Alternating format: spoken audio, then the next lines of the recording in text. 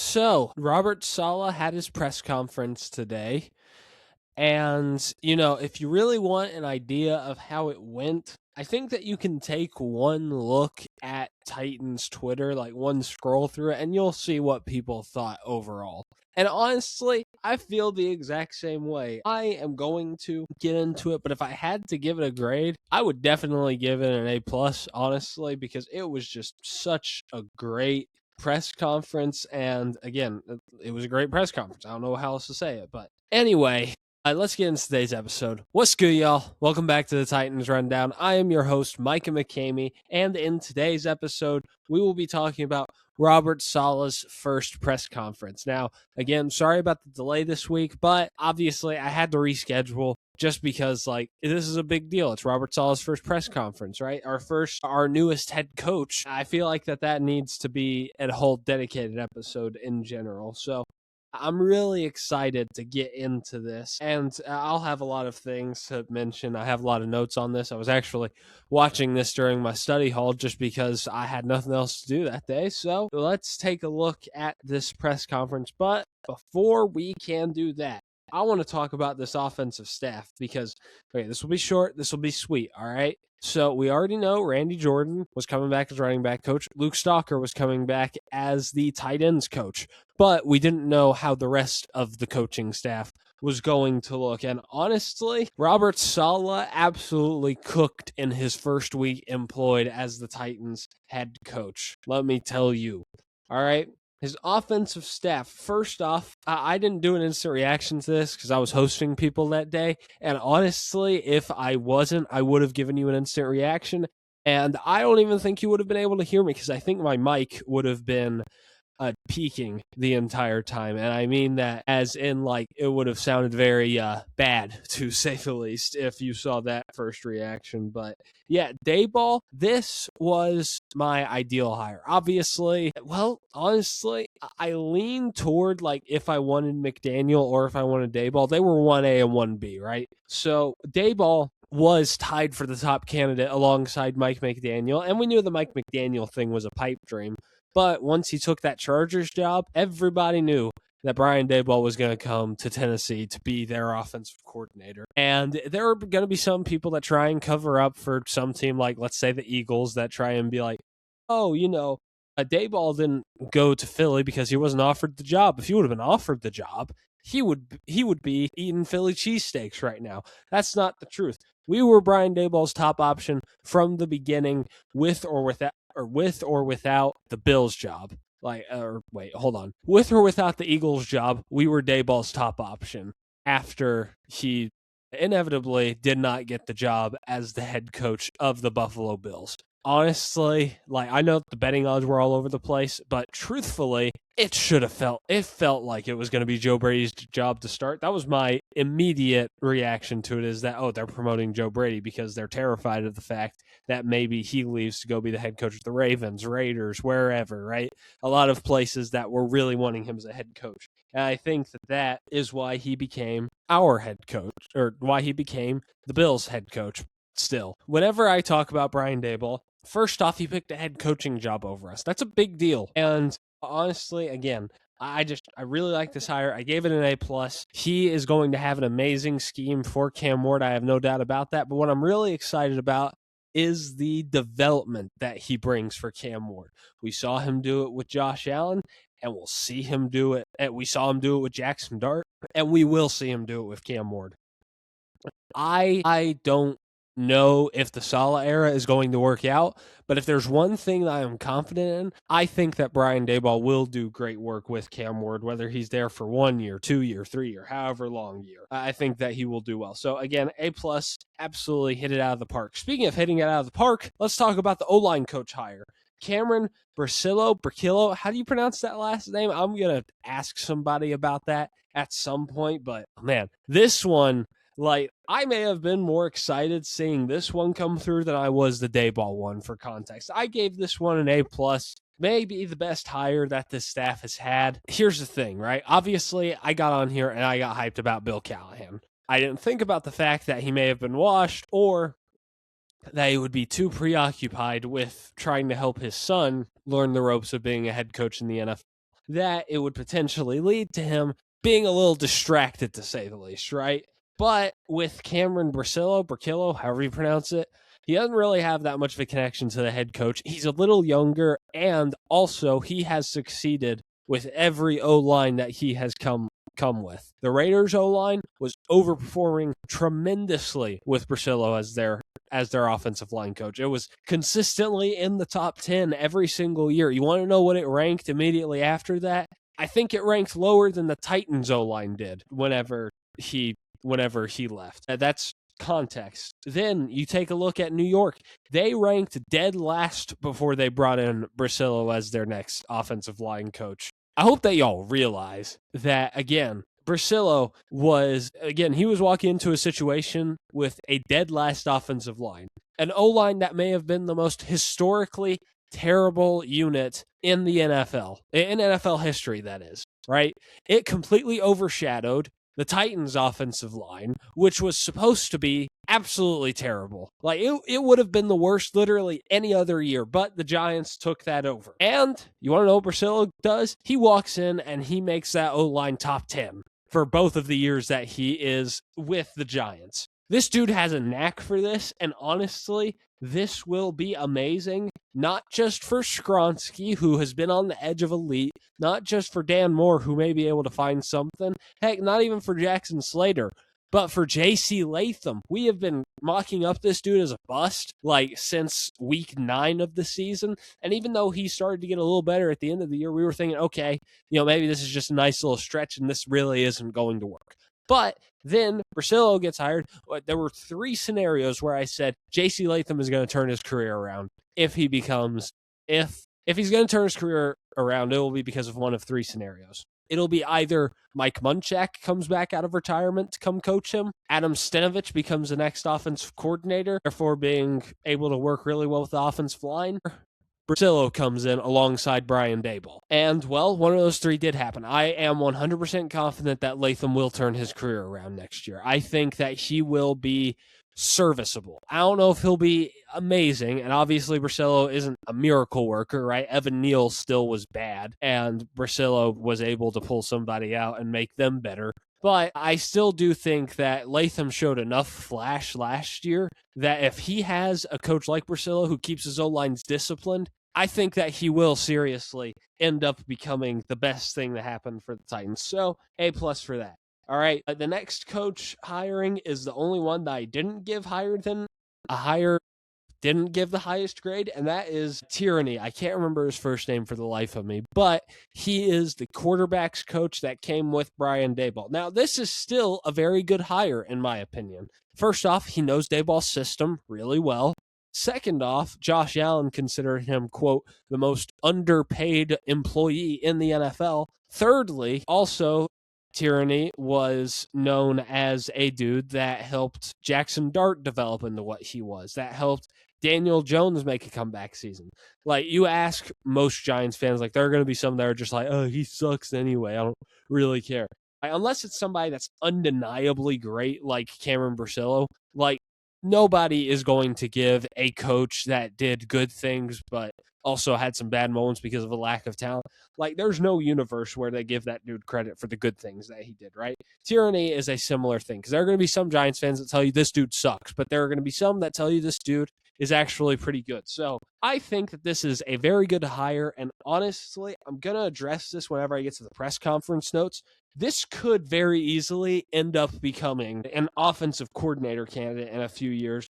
Heaven willing that Daboll gets this offense back on track, which then leads to him going to leave for a head coaching job. And the only way that you can keep Tyranny and can keep a similar system to what Daboll was running is if you promote him to offensive coordinator. So just wanted to put that out there. I gave this a B+, could be an A+ whenever we're looking back on this in a year, in 2 or 3 years from now. Okay, last one that I wanted to mention, and this is the most underrated hire of this cycle so far, in my opinion. Greg Lewis, the wide receiver coach that was just hired last night. Now, this dude has an awesome track record. Obviously, we've already heard many, many times that, Greg Lewis, he was the great wide receiver coach for Zay Flowers that got him 2 Pro Bowls. Obviously, I do not give a crap about Pro Bowls anymore, not after Shedeur got nominated to one, but I don't really care about Pro Bowls. But Zay Flowers is a really good receiver, and Rashad Bateman was legitimately playing like a receiver too under him. And let's not forget, this is a dude that is also credited for some of the development that Tyreek Hill had in Kansas City. And he was also the running back coach during that first year of Isaiah Pacheco, who was absolutely phenomenal. This dude, I don't think that you have to worry about him getting poached by anybody. I don't think that I've never seen him have any serious interest for an offensive coordinator spot. The same thing with Brasillo, unless Dayball does leave and then Brasillo probably goes with him. But still, I really like the Greg Lewis hire, most underrated hire that was made this season by far. And again, I'm just really happy with it. I gave it an A, not an A plus, just because that has to be like elite hires, like dudes that can completely change the fortunes of a franchise for the next 5 years, and not just somebody that is a decent, not just somebody has been really good with really good talent, right? So anyway, going into the press conference, okay, first off, again, I want to say this was a very good press conference by Saleh. I want to start out by saying that I really like the fact that he didn't speak for too long, that it was just an introductory speech where he was just like, yep, thank you to my family, to the Shanahans and all of those people. Thank you to the Titans for giving me this chance. And now let's get some questions going. Like, he didn't keep it long. He didn't draw it out like it felt like with Brian Callahan in his press conference, where, he did all of the thank yous. He talked about all of the amazing things that the Titans were going to do, and he cried and all of this stuff. Like, look, I'm not against a man crying, but also it's not the best way to get your players to buy in, bringing up something that could potentially get you emotional, right? Like, you need to get the players bought in before you can do stuff like that. Just, that's a personal opinion. But anyway, but still, very good press conference by Saleh, and I think it was better than Callahan's. Obviously, we felt like that Callahan was amazing after his first press conference. I mean, you can see my reaction somewhere on the internet. I thought that he crushed it. But looking back, there's obviously like a little bit of meekness to him whenever you watch it back. Like, I remember feeling that way. Like, there's a meekness about him, and you can also get a sense that he was kind of a soft person in general, which ended up being true once he got out there. Like, it was very obvious. But anyway, still, I really liked how confident and assertive Robert Saleh is. He got Paul Kaharski's endorsement, which is stupid hard to do. So again, really liked this press conference. But to sum up some of the stuff that went into it, fast and violent was the big trademark that came out of this. He wants this team playing fast and violent. Yeah, I mean, there's not that much else to that. It's a very good slogan to throw out in general. He said they wanted to have swag, and he wanted his team to talk some crap. I'm not going to say the actual word because this is a PG channel, but still, really liked that slogan. Then also, I really liked how he mentioned the good things that he had heard about Cam Ward, not just from the organization in the Titans, but from almost every coaching staff that he could find. Like, he was talking about how, oh yeah, I've heard from other coaching staffs, I've heard from other front offices about how, yeah, this guy has an elite work ethic and he has elite character. Everybody on the outside of the Titans organization can tell they've got a special guy there. Now, we'll see if he ends up actually developing. I think that we're putting him in a pretty good position to eventually develop into something special, but still, I really like this. Also, I wanted to mention that it was confirmed. Obviously, this was something that we were pretty confident in general, but Saleh is confirmed to be calling defensive plays, and his reasoning was, quote, he felt more like a fan than a coach, a dude that was only responsible for the timeouts and the red flag. He didn't feel like that he was actually in the game, if you will. He wants to be more involved in the game, and he feels like that gets him more emotionally invested.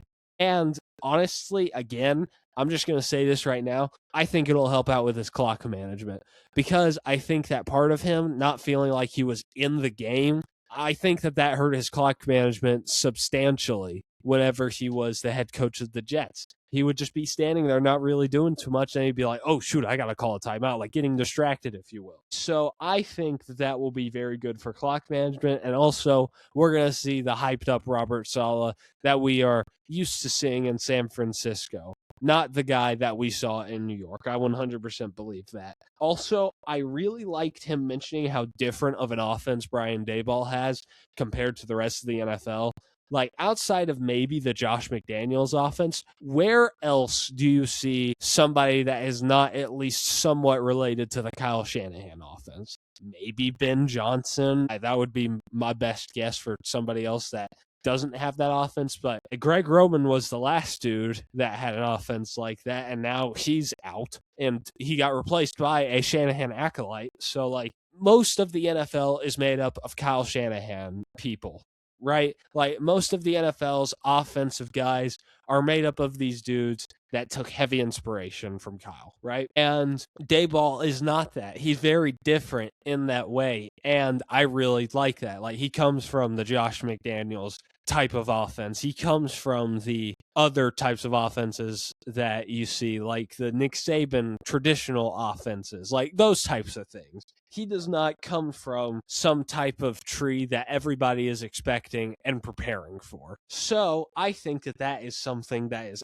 absolutely amazing for the Titans staff. I think that it will be good for, again, Saleh to prepare to play against an offense like that, because it's like 95% of the league is made up of the Shanahan guys, and then 5% of the league is made up of the McDaniels guys, right? That's how I personally feel, at least. That's what it seems like, to say the least. So I really respect that.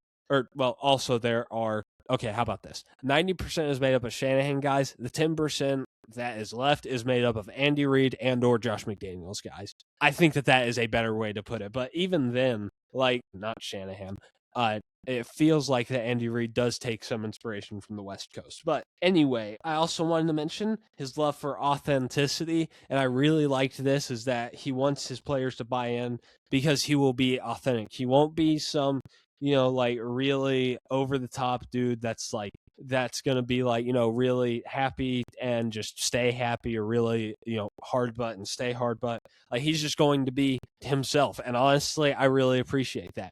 But another thing that I appreciate is that that's not a target advertising point for his second head coaching job. That was one of the biggest red flags with Matt Nagy, is that one of his biggest advertising points is, I'm going to be me.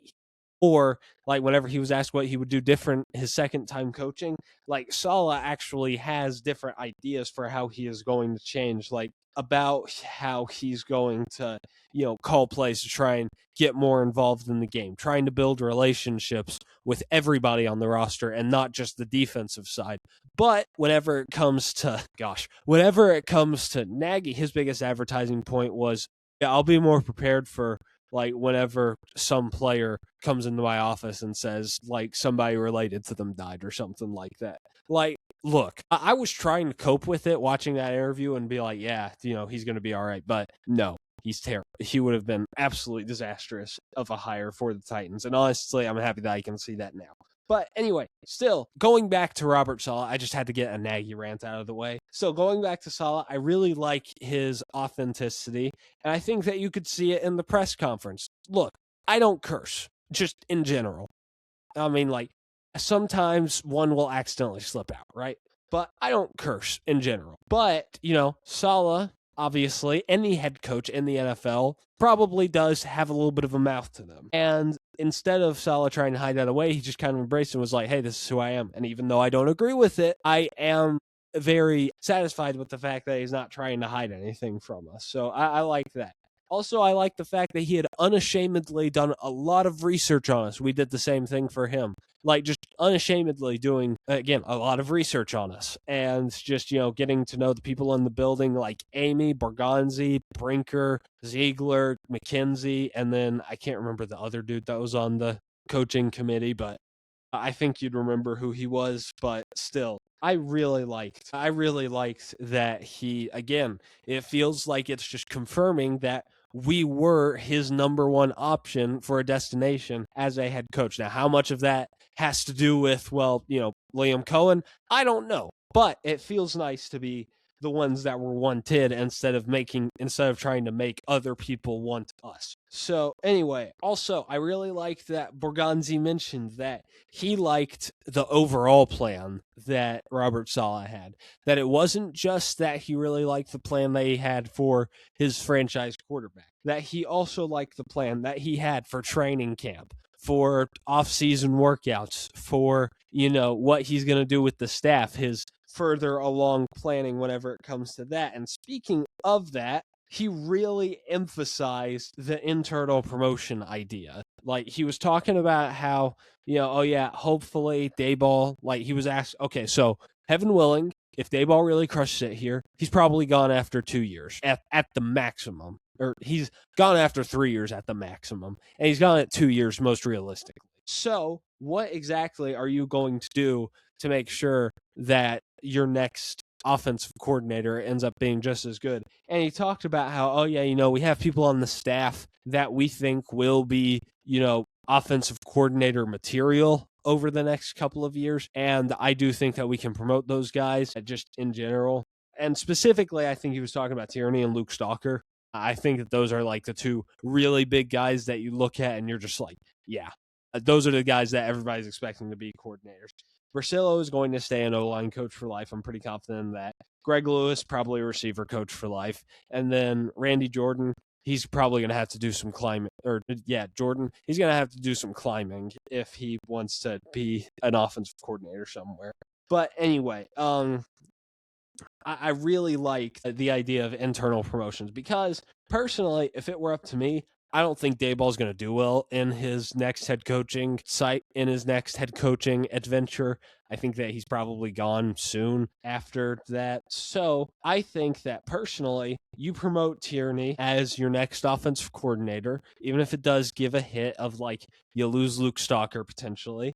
But I think that you promote Tierney if Dayball is to leave, and then you let him stay for 2 years. He goes and gets a head coaching job somewhere else. Dayball flames out, and then Dayball comes back to be your offensive coordinator, and you got him for life, right? Again, heaven willing that he has a good working relationship with Saleh and that things work out with him as the offensive coordinator. But anyway, I really liked that. The next thing that I wanted to mention was film versus words. I don't know if y'all remember this, but he was asked about all gas, no brakes. He and Paul Kaharski had a good laugh about that. And he talked about how, words, obviously words mean some stuff, all of those other good things, like words are a good thing to have. But film is really what matters. Like what you put out on the field is what ends up being your big thing. And he said, yeah, we're still going to be all gas, no brakes, but we are going to try and do that more on the film than speak it out. And I think that this actually showed some maturity from Saleh as a coach that, his first time coming in, he's just like, yeah, we're going to have this slogan, all gas, no brakes. Like, this is going to be the really big thing that gets everybody bought in. Us saying all gas, no brakes after every game, that's going to get everybody to love this culture and all of this stuff. Like, that was the perspective of somebody that is walking into a situation like this for the first time. And I really like the fact that he came in and was just like, hey, look, okay, obviously we're still going to have our slogans, but I want to have more emphasis on film. Instead of trying to be row the boat, we're going to try and just make a better football team in general. So I really like that. Also, just a slight quick mention, he is going to run up the stairs of Nissan Stadium before every game.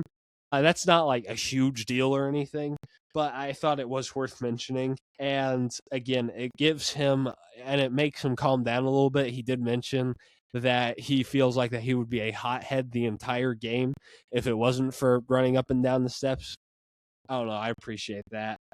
I put that more in there as a joke, if I'm being honest. But the next thing, I like the fact that he's talking about how he needs to regain his fire that he had in San Francisco. And it's another big reason why he is calling defensive plays, because he is hoping that he can, again, regain the fire that he had as the defensive coordinator for the Niners, instead of being like he was on the sideline for the Jets, where he was just the entire time, and for anybody listening over podcasting, I just basically did a straight face, no emotion at all. So again, that. And also, just real quick, wrapping this up, Cam is doing well, apparently, according to Borgonzi. He said that he's progressing pretty good. He can't give a timetable for when he's going to return, but it's sounding like more and more by the day that he will not require surgery, which is something I really like. I really like the fact that he is interested in analytics, but he's not all in on them. Like, he's not going to let that be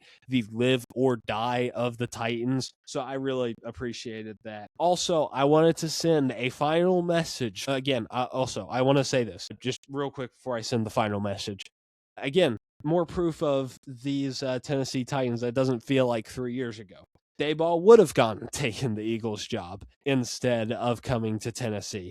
Bracilla would have ended up somewhere else. And, we wouldn't have been able to assign a great and we wouldn't have been able to do a great coaching staff, right? And honestly, I just, again, like looking down the list, there have been so many things I'm just like, Rand Carthen would have totally done this. And it's honestly nice to see Mike Borgonzi. Like, I feel like that he is a legit GM. And honestly, if it doesn't work out with Tennessee, I will choose to blame Amy. And that's just the 100% truth. And I hope that if he were to, heaven forbid, get fired, that he would end up somewhere else. Anyway, my last message before we leave is that this press conference, it's not a guarantee, right? We learned that very harshly from the Brian Callahan experience, right?